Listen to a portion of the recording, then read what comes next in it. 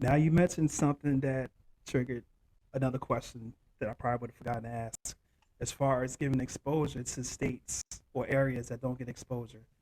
How how do you think recruiting from Massachusetts has changed?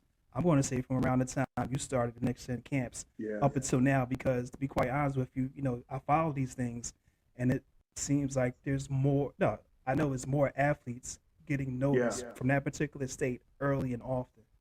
Absolutely. And I think what's happened is these athletes from states like Massachusetts, states that are under recruited, are taking advantage of events like ours. And they are getting out to these places and they're competing, and people are now seeing that they can compete with anybody.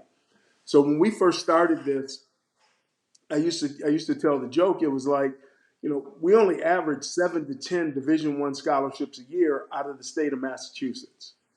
And at the time, I had my oldest son, my godson, and my second son that were all elite Division I, recruiting prospects, and I was just like, um, there's 3 of the 7 right there. They're in my house. I mean, if you're not living with me, then you're not going to have that opportunity. But in all seriousness, what's happened is I think that kids are starting to get out more.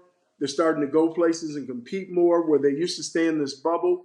I think high school coaches, to some degree, they all of a sudden started to see, okay, there's value in this. This is not just, quote unquote, the money grab, or you're trying to just take folks' money. That you really are taking data. You really do have a process in which you're sharing this information that's creating these opportunities for these kids. And it's literally tripled the number of scholarship opportunities that are coming on an annual basis from a state like Massachusetts.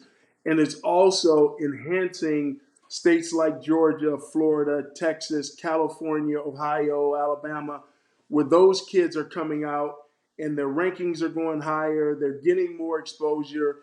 And in this world of NIL, that means something.